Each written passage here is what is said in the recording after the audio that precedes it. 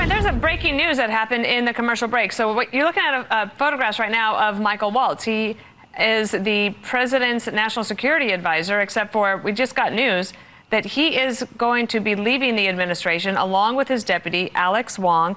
Of course, if you might remember the story of SignalGate. I don't know if that's for a particular reason, but there was some consternation among some people. There was some consternation among some people, says Fox News, as they report Mike Waltz out as a national security advisor. That consternation among some people was basically everybody in the Pentagon in a frenzy after they learned that the highest people in the chain of command, the leaders, Pete Hegseth and Mike Waltz, were passing along intelligence in the most unsecure form ever, with Pete Hegseth's brother and wife in the group chat for some reason. Now, I think Pete Hegseth should be held accountable as well, but Mike Waltz being outed is a first step, is a good step in the right direction.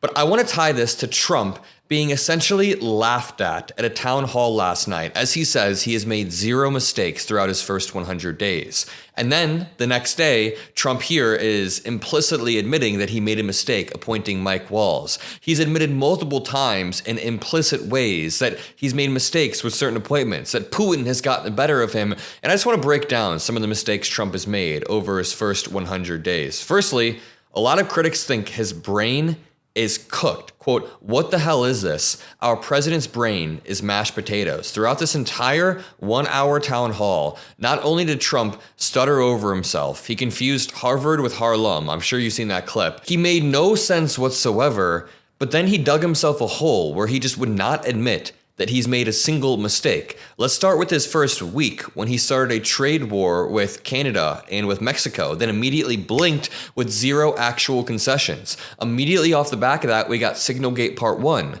We also had SignalGate Part 2. We had a plane crash over the Potomac River where he came out the next day and said essentially that it was DEI. He had like a meltdown in front of the entire nation. This was, I believe, his first 10 days in office. And now his national security advisor, Mike Waltz, is leaving his post very likely off the back of SignalGate. National security advisor Mike Waltz and his deputy, Alex Wong, will be leaving their posts in the Trump White House, according to multiple sources familiar with their departure. First 100 days, we're already getting massive turnover because he's putting our military personnel at risk.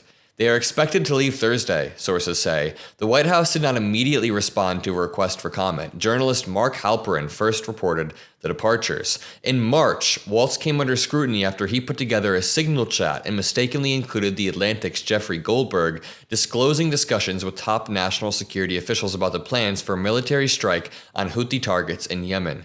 Goldberg published his account, and he initially omitted operational details, but after Pete Hegseth, John Ratcliffe, Tulsi Gabbard, and many other people denied there was any classified intel, Goldberg was essentially forced to publish that information, which included the timing of the strikes. The reason I'm reading this to you all, before I play this clip, is because it comes in stark contrast with what Trump was saying about 12 hours ago. 12 hours ago during his town hall, Trump said he's made zero mistakes, and the room kind of chuckles at him. Take a listen. I got a studio audience question from Lee Shapiro. Lee's a tough guy. Lee says, what's the biggest mistake you think you've made in the first 100 days? I'll tell you, that's the toughest question I can have because I don't really believe I've made mistakes. You made any mistakes? We're in a transition period. We're in a transition period. I think Lee is reassured. I think you're going to see tremendous economic victories over the next period of a year, like far greater than ever imagined. Right now, as I said, we're losing billions and billions of dollars on trade. We're going to make billions and billions of dollars, but it takes a little while. That doesn't happen overnight, but it will happen much faster than people understand. All right, Cuomo's got one more. This dude, his whole tariff philosophy is so contradictory. I say this all the time, but he just admitted that it takes a while for manufacturing to reshore, but then he put tariffs on within the first 30 days, understanding that it takes 2 years to reshore and to build these plants and to hire workers. Also, If you want companies to move here, you need a stable, predictable environment. How are any companies going to get outside capital investment to build these plants if we perhaps are living in the most unpredictable economic time since the Great Depression 100 years ago, or maybe since the 2008 crash? I don't know. You could argue either. Either way, when Trump says that we're on the verge of something amazing happening, he's delusional. He has no clue what he's talking about. He also says that we're about to bring in... Everything he says is wrong. He implies that a trade deficit is inherently bad when it's not. I have a trade deficit with my local grocery store because I buy a bunch from them. They don't buy anything from me. He then says that we're going to bring in billions and billions of dollars off of these tariffs, but then if his goal is to reshore manufacturing and to build almost everything at home, we're going to have nothing to tax on the import side. So if nothing's being imported, we're not actually collecting any revenue, then we don't have a way to fund the government. If he also wants to remove the income tax and all the property tax or whatever the hell he said, he's floated 100 different things, but it's all contradictory. Donald Trump's first 100 days back in office, this says, have been marked by chaos, scandal, and abrupt reversals. But the president says he wouldn't have done anything differently. Really? It seems like he wouldn't have appointed Mike Waltz. There are multiple reports that the Pentagon has been in such disarray that it's distracted Donald Trump. This says, during a News Nation town hall hosted by the network's Chris Cuomo, former news host Bill O'Reilly, and ESPN host Stephen A. Smith, an audience member named Lee asked Trump what his biggest mistake was. Trump says, there were no mistakes. I mean, dude, come on. Then critics said, what the hell is this? This dude's brain is mashed potatoes. You guys saw the clip of him ranting about Harvard and Harlem. Let's watch one more time. Well, I say this. We had riots in Harlem, in Harlem, and frankly, if you look at what's gone on, and people from Harlem went up and they protested, Stephen, and they protested very strongly against Harvard.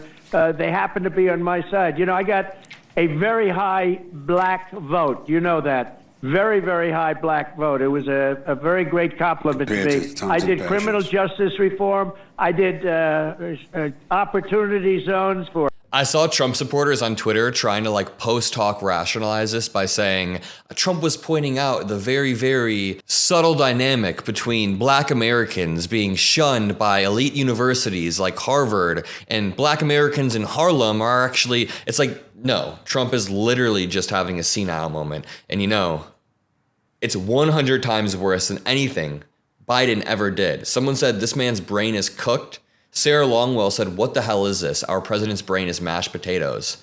But then at the end, he segues to Harvard after an aide obviously put a Harvard, not Harlem, note in front of him. He literally conflated Harvard with Harlem.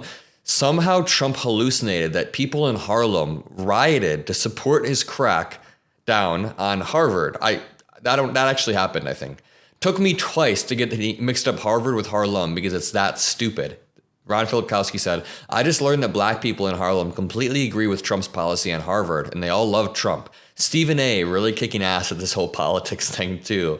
It's true. Stephen A. Smith should have pushed back, but I'll leave it at that. If you enjoyed this video, if you appreciate what I do, make sure you drop a like, make sure you subscribe. We are building one of the fastest growing resistances, not only on this channel, but across all channels, whether you watch MeidasTouch or anybody else in this space. We are holding the Trump admin accountable. They've been attacking the media, law firms, and institutions, but the one variable they did not take into account, they did not foresee, was us, the movement that we are building every single day, pulling millions of views, holding Trump accountable. So thank you. Let's continue to push it, and I'll see you all in the next video. Peace out.